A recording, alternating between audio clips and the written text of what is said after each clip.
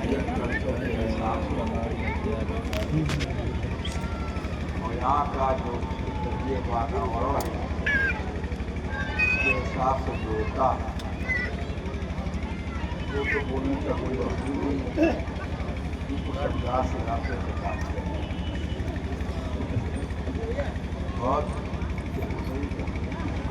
بہت سکون اور اطمینان سے مختصر سی بات کرتے ہیں۔ ہندوستان میں بہت عظیم عظیم خانوادے ہیں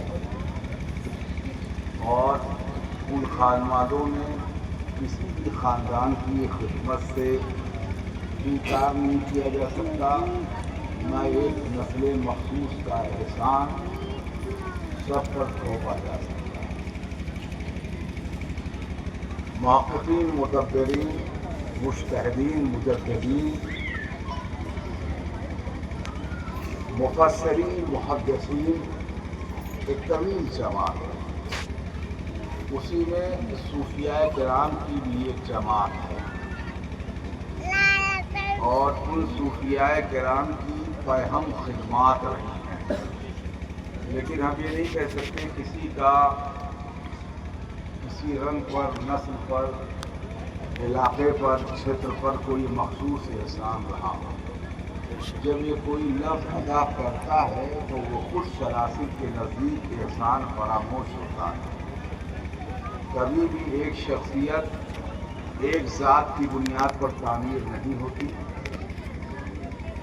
ایک مکان ایک دماغ سے نہیں بنتا، ایک سماج ایک شخص تشکیل نہیں دیتا۔ یہ انفرادیت، یہ تشخص، یہ مقام، یہ درجہ اور یہ فضیلت صرف ہمارے پیغمبر کو حاصل ہے، سبحان اللہ، اور یہ انہی کے لیے خاص ہے جو رحمت عالم ہیں اور نور مجسم صلی اللہ علیہ وسلم۔ ہمارا بھی خاندان، اس خاندان کا مجھ جیسا شخص جاروب کش ہے، اس خاندان کا بھی تعلق ہندوستانی سماج میں 17 مشتوں سے ہے۔ میں نام لیتا ہوں: مخدوم عبدالحق رودولوی رودولی شریف میں، جاوید سمنانی کچھوچا میں، مخدوم سیدنا موسیٰ عاشقہ۔ اگر عہد کے اعتبار سے دیکھا جائے تو جن کا احسان تمام اولیاء اودھ پر ہے، جن کی قبر پاک آج بھی ایودھیا میں گمنام ہے، وہ ذات بابرکت اور اسی زمانے میں مخدوم سید جمال الاولیاء اودھی، مخدوم سید کمال الاولیاء اودھی، اور اسی زمانے میں حضرت مخدوم سیدنا سید قیام الدین شاذلی مکی، بہت مہمان کے ساتھ آپ ہوئی ہیں، اور ان سب کے خانوادوں کی عمریں 16 پشت، 17 پشت، 18 پشت ہوتی ہیں۔ اب پشت کو صدیوں کے حساب سے آپ جوڑ سکتے ہیں، میں تقریر نہیں کرتا۔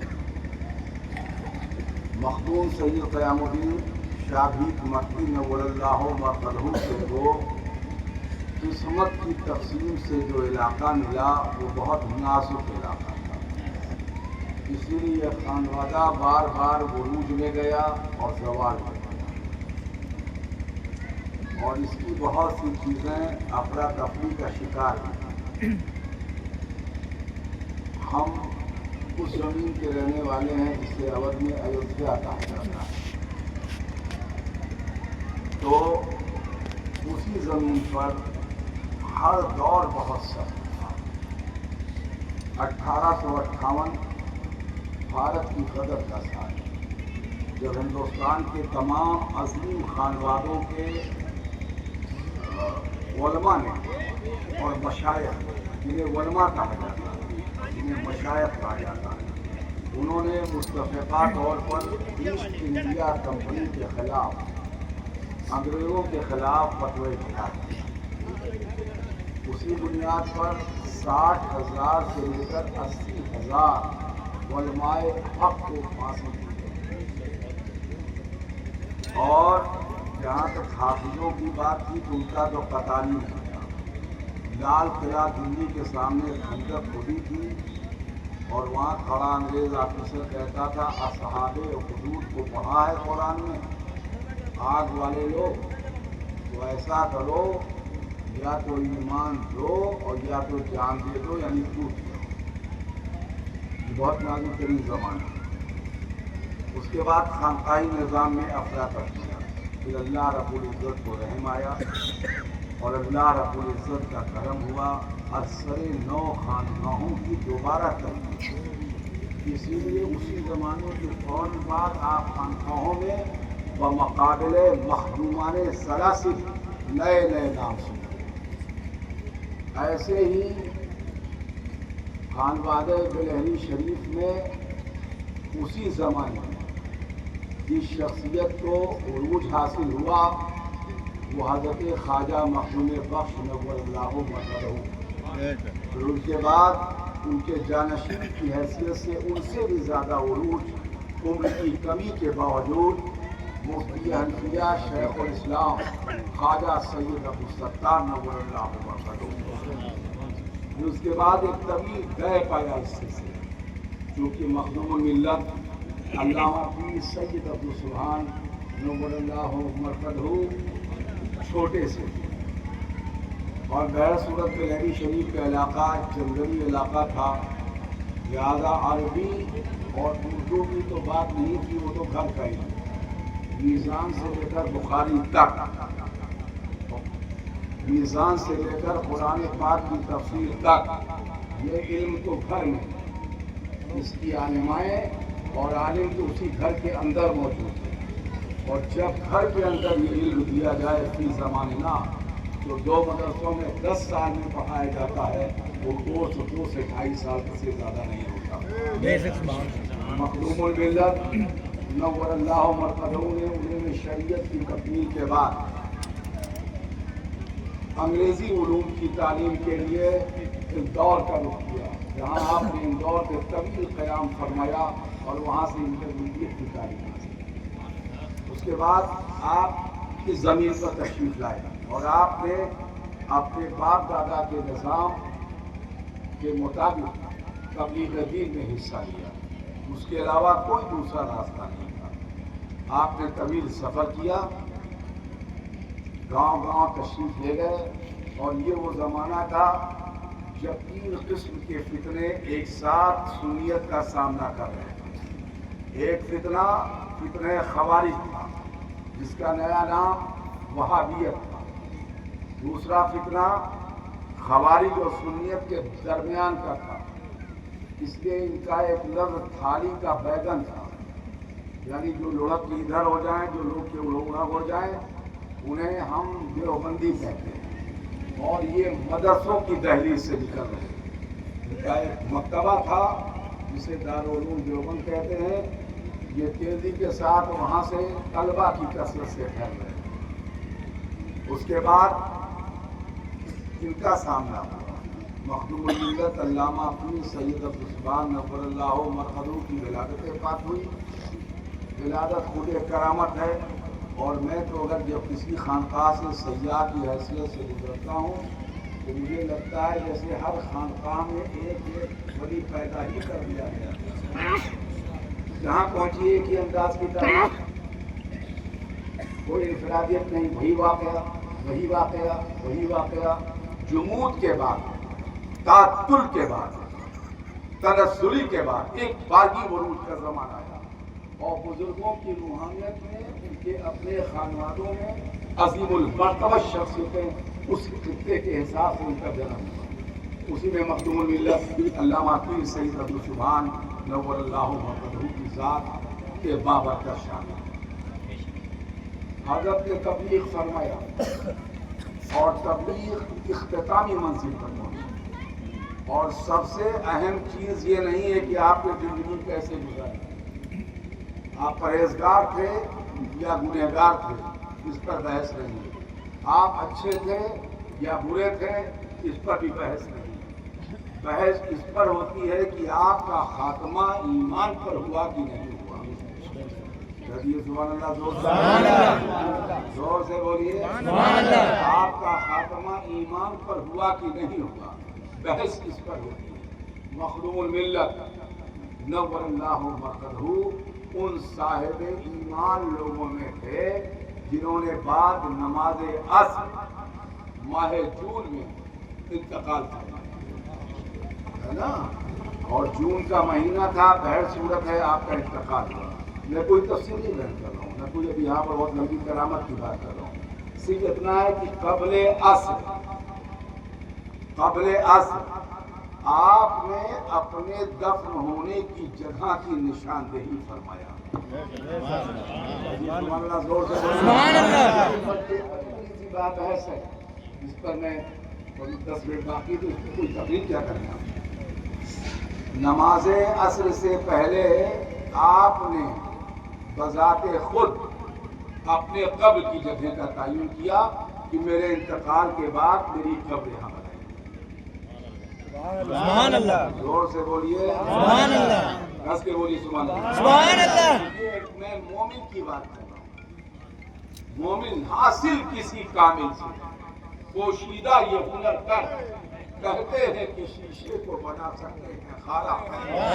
کون ولی ہے اور کون قطب ہے, کون دال ہے, کون ابدال ہے, کون اوتاد ہے, اس کا فیصلہ بعد میں کریں گے.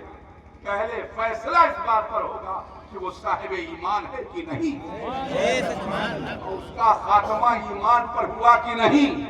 اور خاتمہ ایمان کی صرف ایک ضمانت ہے, اور وہ ضمانت یہ ہے من مات علی حب آل محمد. سبحان اللہ. آپ کیا ہیں, ہمیں اس سے بحث نہیں ہے, اور کیا کر رہے ہیں اس سے بحث نہیں ہے. اگر آل محمد یعنی حسن و حسین امامین کریمین سبتین قمرین سے آپ نے زندگی پر محبت کی ہے تو یہ سرکار دو عالم نے ضمانت دی ہے کہ آپ کا خاتمہ ایمان پر ہے.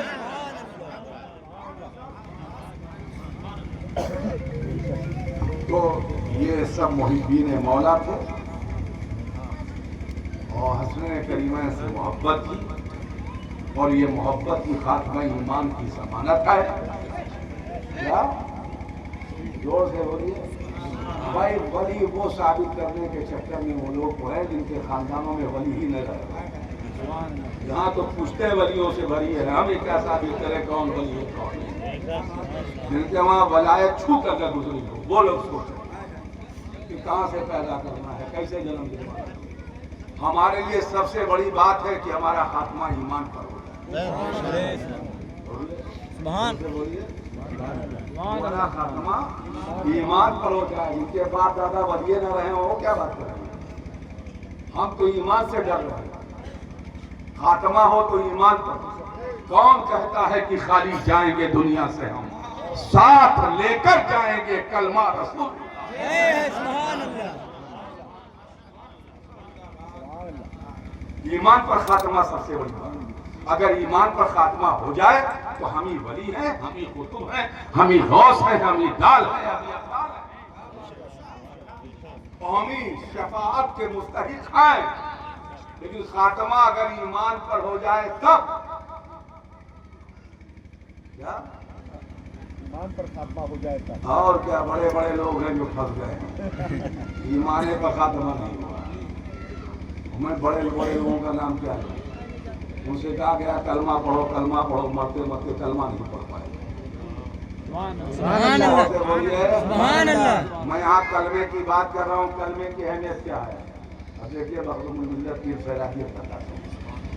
آپ نے اپنے دادا قطب الاقطاب خواجہ سید آل حسین نور اللہ مرقدہ پڑھونا شریف کے خادم اور مشہور مرید خان بابا سے کہا اور فرمایا خان بابا ذرا رک جاؤ, آج کی اذان ہے وہ بھی آخری ہے, میں ہی دے دیتا ہوں. فرمایا آج کی اذان ہے وہ بھی آخری ہے, میں ہی اذان دے دیتا ہوں. تو خود حضرت نے اذان دیا اور خود ہی حضرت نے اقامت کہا اور خود ہی حضرت نے عصر کی نماز پڑھایا. سبحان اللہ. اور سنیے حضرت کا انتقال نہ دالان میں ہوا اور حضرت کا انتقال نہ مکان میں ہوا، حضرت کا انتقال دروازے پر ہوا ہے اور دروازے پر وہیں ہوا ہے، وہیں ہوا ہے جو دروازے کے سامنے دروازے کی زمین ہے، کھلی ہوئی آسمان کے نیچے. اور کیسے انتقال ہوا؟ حضرت تشریف لائے، چارپائی پر بیٹھے گئے. حضرت کرسی پہ کم، چارپائی پہ زیادہ بیٹھتے تھے. چارپائی خادم نے لگا رکھی تھی، بستر بچھا ہوا تھا، چادر سامنے رکھی ہوئی تھی تے ہوئی. حضرت نے چادر کے دونوں کونے کو پکڑا. لوگ کرسیوں پہ لوگ بیٹھے ہوئے ہیں، اس میں خانوادے کے لوگ بھی ہیں، باہر سے آئے ہوئے لوگ بھی ہیں. جو کرسیاں پڑی ہوئی ہیں، فرش بچھا ہوا ہے، لوگ حق پہ مراتب، کوئی کرسی میں کوئی فرش پہ بیٹھا ہے. حضرت نے دونوں کونے کو پکڑا اور فرمایا لا الہ الا اللہ محمد رسول اللہ. کہہ دو سبحان اللہ. سبحان اللہ. آپ بولیے، دس کے بولیے. فرمایا لا الہ الا اللہ محمد رسول اللہ صلی اللہ علیہ وسلم. یہ شعر بالکل صادق آیا کہ کون کہتا ہے کہ خالی جائیں گے دنیا سے، ہم ساتھ لے کر جائیں گے کلمہ رسول اللہ. پوائنٹ نمبر 2 پر آئیے. وقت وصال ایک ہچکی تھی جو مسکراہٹ میں ڈوبی ہوئی. نشان مرد مومن باتو گویم. علامہ اقبال فرماتے ہیں نشان مرد مومن باتو گویم جو مر گایا تبسم پر لبے اوز. مسلمان کی پہچان تمہیں بتائیں، جو مرتے وقت مسکراتا رہے وہی صاحب ایمان. اللہ اکبر. یا رسول اللہ. زندہ باد. تیسرے حصے کی طرف آتے ہیں. اس زمانے میں نہ مشینوں کا رواج تھا، نہ بورڈ، نہ مشینوں کا رواج تھا، نہ برف کا. انتقال جون میں ہوا تھا. لائٹ بھی نہیں تھی کہ پنکھوں کا یا کولر کا سہارا ملتا. کیا خیال ہے ہو؟ جون میں انتقال ہوا تھا. ایک عصر کے وقت انتقال ہوا ہے اور دوسرے عصر سے پہلے حضرت کی تدفین ہوئی ہے. اور لاش کا یہ عالم تھا، انتقال سے پہلے جو نرم تھی جیسے ویسے انتقال کے بعد. اب میں اپنے بارے میں بتا دوں.